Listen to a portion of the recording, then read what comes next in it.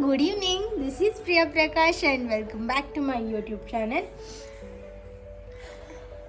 ಇವತ್ತಿನ ವ್ಲಾಗಲ್ಲಿ ನಾನು ನನ್ನ ಮಗನಿಗೆ ಮಲ್ಟಿಗ್ರೇನ್ ಸರ್ಲಾಕ್ನ ಮನೇಲೇ ಮಾಡಬೇಕು ಅಂತ ಅಂದ್ಕೊಂಡಿದ್ದೀನಿ. ಅದನ್ನು ನಿಮ್ಮ ಜೊತೆನೂ ಶೇರ್ ಮಾಡ್ಕೋಬೇಕು ಅಂತ ಇವತ್ತಿನ ವ್ಲಾಗ್ನ ಮಾಡ್ತಾಯಿದ್ದೀನಿ. ಲಾಸ್ಟ್ ಟೈಮ್ ನಾನು ಮನೇಲಿ ರಾಗಿ ಮಾಲ್ಟ್ ಮಾಡ್ಕೊಂಡಿದ್ದೆ. ರಾಗಿ ಸರಿ ಆಲ್ಮೋಸ್ಟ್ ನನಗೆ ಅದು 1 ತಿಂಗಳು ಬಂತು ನನ್ನ ಮಗನಿಗೆ. ನಾನು ರಾಗಿ ಸರಿ ಮಾತ್ರ ಕೊಡ್ತಾ ಇರಲಿಲ್ಲ. ರಾಗಿ ಸರಿ ಜೊತೆಗೆ ಅವನಿಗೆ ಫ್ರೂಟ್ಸು ಆಮೇಲೆ ವೆಜ್ಜಿಸ್ ಕೂಡ ಕೊಡ್ತಾ ಇದ್ದೆ.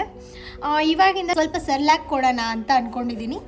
ಅದಕ್ಕೆ ಸರ್ಲಾಕ್ನ ಮನೇಲಿ ಪ್ರಿಪೇರ್ ಮಾಡಬೇಕು ಅಂತ ಅಂದ್ಕೊಂಡಿದ್ದೆ. ನಾನು ಮನೇಲೇ ಇರೋ ಸೀರಿಯಲ್ಸು ಮತ್ತು ಗ್ರೀನ್ಸ್ನ ಯೂಸ್ ಮಾಡಿಕೊಂಡು ಸರ್ಲಾಕ್ನ ರೆಡಿ ಮಾಡ್ಕೋತೀನಿ. ಹೊರಗಡೆಯಿಂದ ತಂದು ನಾನು ನನ್ನ ಮಗನಿಗೆ ಯಾವ ಫುಡ್ಡು ಇನ್ನೂವರೆಗೂ ಕೊಟ್ಟಿಲ್ಲ. ಆ್ಯಂಡ್ ಅದನ್ನು ಕೊಡೋದನ್ನು ಎಷ್ಟಾಗುತ್ತೋ ಅಷ್ಟು ಅವಾಯ್ಡ್ ಮಾಡಿದರೆ ನಮ್ಮ ಮಕ್ಕಳ ಹೆಲ್ತಿಗೆ ತುಂಬ ಒಳ್ಳೆಯದಲ್ವ. ಸೊ ನಾನು ಆದಷ್ಟು ಮನೇಲೇ ಪ್ರಿಪೇರ್ ಮಾಡ್ಕೊಳ್ಳೋದಕ್ಕೆ ಟ್ರೈ ಮಾಡ್ತೀನಿ. ಆದ್ದರಿಂದ ಅವನಿಗೆ ವೆಜ್ಜಿಸು, ರಾಗಿ ಸರಿ, ಆಮೇಲೆ ಕೆಲವೊಂದು ಫ್ರೂಟ್ಸ್ನ ಕೊಡ್ತಾಯಿದ್ದೀನಿ. ಅದ್ರ ಜೊತೆಗೆ ಸರ್ಲಾಕ್ನ ಮನೇಲೇ ಪ್ರಿಪೇರ್ ಮಾಡಿಬಿಟ್ಟು ಅವನಿಗೆ ಕೊಡೋಣ ಅಂತ ಅಂದ್ಕೊಂಡಿದ್ದೀನಿ. ಸೊ ಇವತ್ತು ನಾನು ಸರ್ಲಾಕ್ನ ಪ್ರಿಪೇರ್ ಮಾಡ್ತೀನಿ. ನಾನು ಯಾವ ಥರ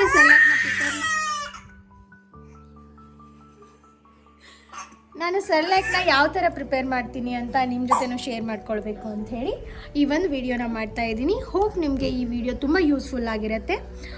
ದಯವಿಟ್ಟು ಎಲ್ಲೂ ಸ್ಕಿಪ್ ಮಾಡದೆ ಈ ವಿಡಿಯೋನ ನೋಡಿ ಅಂತ ಹೇಳ್ತಾ let's get into the video.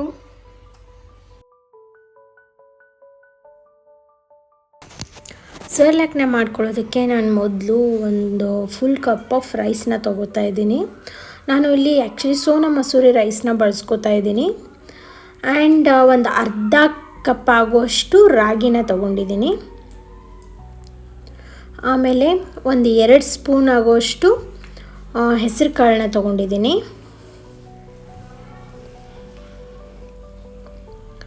ಒಂದು 2 ಟೇಬಲ್ ಸ್ಪೂನ್ ಆಗುವಷ್ಟು ತೊಗರಿಬೇಳೆ, 2 ಸ್ಪೂನ್ ಹೆಸರು ಬೇಳೆ ತೊಗೊಂಡಿದ್ದೀನಿ.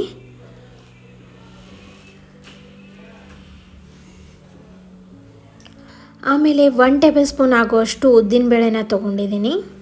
ಉದ್ದಿನ ಬೇಳೆ ಆದರೂ ತೊಗೋಬೋದು, ಇಲ್ಲ ಉದ್ದಿನ ಕಾಳು ಸಿಗುತ್ತಲ್ಲ ಅದನ್ನು ತೊಗೋಬೋದು, ಬಟ್ ಕಡಿಮೆ ಅಮೌಂಟಲ್ಲಿ ಬಳಸಿ. ಆ್ಯಂಡ್ ಇಲ್ಲಿ ನಾನು 2 ಸ್ಪೂನಷ್ಟು ಕೆಂಪು ಬೇಳೆನ ತೊಗೊಂಡಿದ್ದೀನಿ. ಇದನ್ನು ನಮ್ಮ ಕಡೆ ಚನ್ನಂಗಿ ಬೇಳೆ ಅಂತ ಕರೀತಾರೆ. ಆ್ಯಂಡ್ ಒಂದು 10-15 ಕಾಳು ಕಡಲೆಕಾಳು ತೊಗೊಂಡಿದ್ದೀನಿ. ಕಡಲೆಕಾಳನ್ನ ಜಾಸ್ತಿ ತೊಗೊಳಕ್ಕೆ ಹೋಗಬೇಡಿ, ಯಾಕಂದರೆ ಗ್ಯಾಸಿ ಆ್ಯಕ್ಚುಲಿ ಮಕ್ಕಳಿಗೆ ಅದು. ಮತ್ತು ಇಲ್ಲಿ ನಾನು ಒಂದು 15-20 ಬಾದಾಮಿನ ತೊಗೊಂಡಿದ್ದೀನಿ.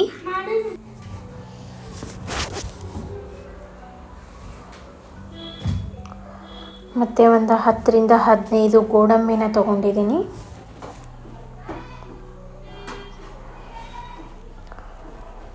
ಇಲ್ಲಿ ನಾನು ಗೋಡಂಬಿ ಒಂದನ್ನು ಹೊರತುಪಡಿಸಿ ಉಳಿದೆಲ್ಲ ಗ್ರೇನ್ಸು ಮತ್ತು ಸೀರಿಯಲ್ಸ್ನ ಕ್ಲೀನಾಗಿ ತೊಳ್ಕೊತೀನಿ. ಇವಾಗ ಎಲ್ಲನೂ ಫಸ್ಟ್ ಮಿಕ್ಸ್ ಮಾಡಿಕೊಂಡು ಇವೆಲ್ಲನೂ ಒಟ್ಟಿಗೆ ಸೇರಿ ನೀಟಾಗಿ ವಾಶ್ ಮಾಡ್ಕೋಬೇಕು.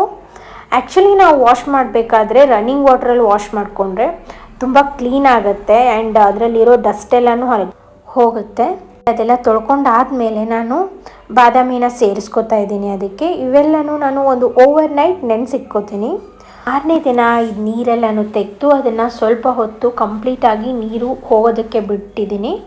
ಆಮೇಲೆ ಸ್ವಲ್ಪ ನೀರೆಲ್ಲ ಹೋಗಾದ್ಮೇಲೆ ಬಾದಾಮಿದು ಸಿಪ್ಪೆ ಎಲ್ಲ ತೆಕ್ಕೊಂಡು ಅದನ್ನು ಒಂದು ಫುಲ್ ಡೇ ಆ್ಯಕ್ಚುಲಿ ಸನ್ಲೈಟಲ್ಲಿ ನಾನು ಅದನ್ನು ಡ್ರೈ ಮಾಡ್ಕೋತೀನಿ. ಒಂಚೂರು ಹಸಿ ಇಲ್ಲದೆ ಇರೋ ಥರ ಫುಲ್ ಡೇ ಇದು ಡ್ರೈ ಆಗಬೇಕು. ಆ್ಯಕ್ಚುಲಿ ನಾನು ಸ್ಮಾಲ್ ಅಮೌಂಟಲ್ಲಿ ಮಾಡ್ತಾ ಇರೋದ್ರಿಂದ 1 ಡೇ ಮಾತ್ರ ನಾನು ಇದನ್ನು ಡ್ರೈ ಮಾಡ್ಕೊಳ್ಳೋಕೆ ಇಟ್ಕೋತಾ ಇದ್ದೀನಿ.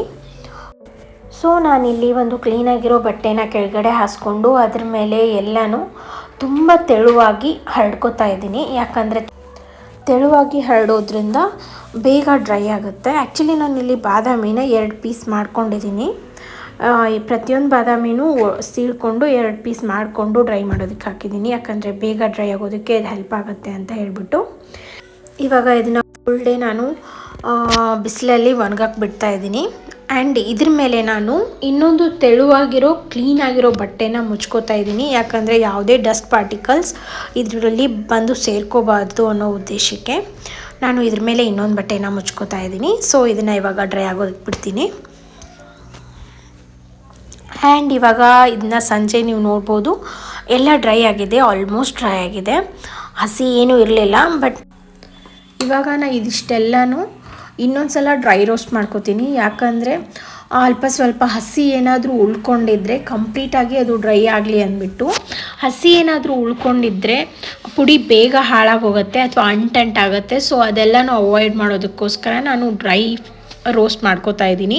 ಇದನ್ನು ನಾನು ಲೋ ಫ್ಲೇಮಲ್ಲಿ ಇಟ್ಕೊಂಡು ಡ್ರೈ ರೋಸ್ಟ್ ಮಾಡ್ಕೊಂಡಿದ್ದೀನಿ. ಒಂದು 15 ಮಿನಿಟ್ಸ್ ನಾನು ಮಾಡಿಕೊಂಡೆ. ಆ್ಯಕ್ಚುಲಿ ಒಂದು ಅರೋಮಾ ಬರುತ್ತೆ ಗೊತ್ತಾ, ಅದನ್ನು ಡ್ರೈ ಆದಾಗ ಆ ಅರೋಮಾ ಬರೋವರೆಗೂ ನಾನು ಇದನ್ನು ರೋಸ್ಟ್ ಮಾಡಿಕೊಂಡೆ.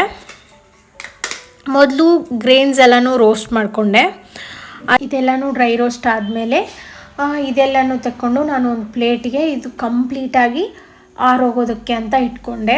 ಇದು ಮಿಕ್ಸಿ ಮಾಡಬೇಕಾದ್ರೆ ಕಂಪ್ಲೀಟಾಗಿ ಆರೋಗಿರಬೇಕು, ಬಿಸಿಯಾಗಿದ್ದರೆ ಸರಿ ಹೋಗಲ್ಲ ಮಿಕ್ಸಿ ಮಾಡೋಕ್ಕೆ ಅನ್ನೋಕ್ಕೋಸ್ಕರ ನಾನು ಇದನ್ನು ಕಂಪ್ಲೀಟಾಗಿ ಆರೋದಕ್ಕೆ ಬಿಟ್ಟೆ. ಅದಾದಮೇಲೆ ನಾನು ಗೋಡಂಬಿನ ಸ್ವಲ್ಪ ಡ್ರೈ ರೋಸ್ಟ್ ಮಾಡಿಕೊಂಡೆ. ನೀವು ನೋಡ್ಬೋದು ಇಲ್ಲಿ ಒಂಚೂರು ಜಾಸ್ತಿ ಹೊತ್ಬಿಡ್ತು, ಬಟ್ ನೋ ಪ್ರಾಬ್ಲಮ್. ಆ್ಯಂಡ್ ಅದಾದಮೇಲೆ ನಾನು ಒಂದು 7-8 ಕಾಳುಮೆಣಸು ಮತ್ತು ಒಂದು 1/2 ಟೇಬಲ್ ಸ್ಪೂನ್ ಆಗೋಷ್ಟು ಜೀರಿಗೆನ ಡ್ರೈ ರೋಸ್ಟ್ ಮಾಡಿಕೊಂಡೆ. ಇದೆಲ್ಲನೂ ಸೇರಿಸ್ಕೊಂಡು ನಾನು ಮಿಕ್ಸಿ ಮಾಡಿಕೊಂಡೆ. ಆ್ಯಕ್ಚುಲಿ ಒಂದು 2 ಟೈಮ್ಸ್ ನಾನು ಮಿಕ್ಸಿ ಮಾಡಿಕೊಂಡೆ.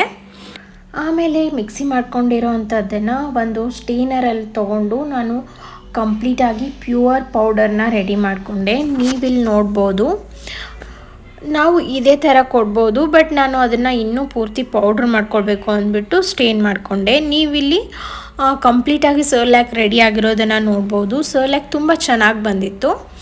ಆ್ಯಂಡ್ ನಾನು ಈ ಪೌಡರ್ನ ಒಂದು ಪ್ಲಾಸ್ಟಿಕ್ ಕಂಟೈನರ್ನಲ್ಲಿ ಸ್ಟೋರ್ ಮಾಡ್ಕೊಂಡು ಇಟ್ಕೋತಾ ಇದ್ದೀನಿ. ನಾನು ಇದನ್ನು ಬರೀ 1 ತಿಂಗಳಿಗಾಗೋಷ್ಟು ಮಾತ್ರ ಮಾಡ್ಕೊಂಡಿರೋದ್ರಿಂದ ನಾನು ಈ ಕಂಟೈನರಲ್ಲಿ ಸ್ಟೋರ್ ಮಾಡ್ಕೊಂಡು ಇಟ್ಕೊಂಡಿದ್ದೀನಿ.